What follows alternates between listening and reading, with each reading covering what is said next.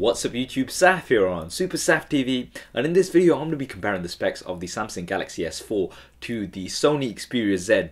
Now obviously these are two big players in the Android smartphone lineup of 2013, and a lot of people are going to be in a position deciding which one of these to go for. So I thought in my usual style, let's do a head-to-head comparison of specs and give you guys a better idea of the differences between these two. So let's start off with the size and dimensions. Now the S4 is smaller than the Sony Xperia Z. It's small in terms of the height and the width. In terms of the thickness, they are both the same, but this is really impressive because for the S4 they've managed to maintain that similar size of the S3 by really decreasing the size of the bezel around the edges. So that's quite impressive. So the S4 is slightly smaller in terms of height and width. Screen size pretty much the same. The S4 4.99 inches, pretty much 5 inches really, and as with the Xperia Z as well, 5 inches. Resolution wise as well, head to head both of these go 1080p displays, 1920 by 1080, 441 pixels per inch. Very similar here. 1080p videos are going to look great on these devices. You're going to be having that full resolution. Weight, the S4 130 grams, the Sony Xperia Z 146 grams. So the S4 again a lighter phone as well, so a little bit more compacted than the Xperia Z. However, the build, the S4 polycarbonate casing. Now this is something that a lot of people are sort of disappointed about, is because of that sort of plasticky feel. It doesn't feel too premium. The Xperia Z has the Gorilla Glass on both sides, and it's anti-shatter durable glass, so you've got water resistance and dust proof. Now this is a unique selling point of the Xperia Z, something not other premium smartphones have. You can, like, you've seen the adverts where they're just literally putting water over it, and you know the amount of times people have accidents where they drop water over the device or drop it into some water. Like, this is going to be really expensive, especially considering the amount of money that you're going to be spending on these devices. Looking inside, what's inside these devices, the processor, the S4 has an Exynos 5 octa-core processor. That's 8 cores, 4 at 1.6 GHz Cortex A15, and another 4 at 1.2 GHz Cortex A7. So they've got 4 larger cores and 4 smaller cores. The smaller ones are going to be for general use. The 4 larger ones are going to kick in for more intensive tasks. That's the international variant. I believe there's going to be another one as well, which is going to be a quad-core 1.9 GHz crate. So comparing that to the Xperia Z, the Xperia Z has a quad-core 1.5 GHz crate processor. So obviously the S4 does have an advantage here. Benchmarks will obviously tell us how much of an advantage, but the octa-core, I'm very impressed that they've managed to get 8 cores on a phone. Very impressive. Internal memory, the S4 16, 32 and 64 GB versions. The Xperia Z, you've only got the 16 GB version, so you're sort of stuck with the one version there. However, both do have expandable storage. The S4 up to 64 GB micro SD. The Xperia Z, they advertise it as 32 GB expandable storage. However, I have been told that you can get it up to 64 megabyte cards.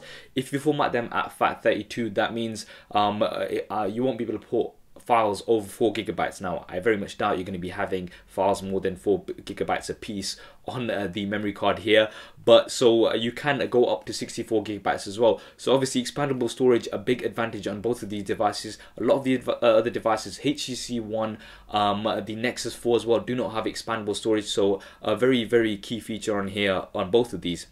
RAM wise, both have 2 GB of RAM. RAM obviously very important when it comes to things like multitasking. Both 2 GB, pretty standard these days. Camera, the S4 has 13 megapixels.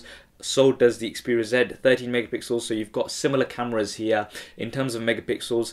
The S4 does come with a few additional features that they've put in here. You've got drama shot, where you're going to have multiple shots and you'll be able to select one later on. You've got dual camera. You can actually take pictures with both cameras at the same time. So you're going to be able to sort of put yourself into the picture as a box, but it's going to be quite useful for video as well. And you've got some eraser options and stuff like that, so you've got different things here. I believe both come with HDR video as well. HDR images, they do definitely come with HDR images, HDR video as well. And video, you've got 1080p at 30 frames a second on both of these devices, pretty standard these days. The front facing camera, 2 megapixels for the S4, and the Xperia Z 2.2 megapixels. Both again 1080p HD footage that you can be able to record at 30 frames a second. Consistent cameras on both the front and the back. This is going to be really useful for editing later on. You can have that consistency. Operating system, now the S4 comes with Android Jelly Bean 4.2.2, the latest Jelly Bean version with the TouchWiz interface. The Sony Xperia Z Android 4.1.2 Jelly Bean, so it's there may be an upgrade later on. And I believe that the interface, the UI on the Xperia Z is called Timescape. Apparently this is not as intrusive as the TouchWiz interface, but the TouchWiz interface does come with a lot of additional features. Now, some of the features that they've been talking about, you've got smart scroll. You can scroll down, you know, when you reach to the end, it does eye tracking, and you can also tilt the device. Smart pause, where you look away from the device if it's if you're watching a video, and it will pause it. You've got air gestures as well, which is really useful, so you can sort of hover over the S4 and it's going to give you expandable menus, etc. So another very useful feature. And they've also got things like the infrared sensors as well, so infrared LED, so you're going to be able to use it as a remote as well. So another few useful features here. In terms of battery, the S4 has a lithium ion 2600 milliamp battery. The Sony Xperia Z lithium ion 2330 milliamp battery. Now the key thing to note here is that the S4 is a removable battery, the Xperia Z is non-removable, so you are not going to be able to get a spare battery or anything for the Xperia Z. The S4 has a slightly larger battery. Performance wise, obviously that would have to be seen hands on. Price wise, both are going to be quite similar. You're going to be looking at around £500 to £550 in the UK, and around about $700 in the US. And that's the sort of pricing, so you got that premium pricing there. To summarize, those are some of the key differences between these two devices. Now obviously each of them have their advantages. I think the key advantage of the Sony that a lot of people are loving is that water resistant and dust resistant feature. The S4 on the other hand is a little bit more compact. Yes, it's got that sort of plasticky look to it, which a lot of people are not happy about, and it looks the same as the S3 as well, so that's another disadvantage there. But it's got some of these new features and these new sensors that they've been talking about, temperature sensors and the infrared, so you've got like hover, things that we've not seen much on other devices, as well as the Octa Processor. So, you know, it's a very, you know, tough decision, no doubt, but both of these devices have their advantages. I mean, which one would you go for? What are your views on these devices? Would you go for the S4 or would you go for the Xperia Z? Do drop me a comment below and let me know your thoughts. And obviously, if I do get hold of the S4, a full review will be coming up on the channel in the usual style. Hope you enjoyed this video and found it useful. If you did, please do hit that thumbs up button. It really does help me out. And why not subscribe to the channel? I've got plenty more videos coming up on here. Hit this subscribe button right here. Thanks for watching. This is Saf on Super Saf TV, and I'll see you next time.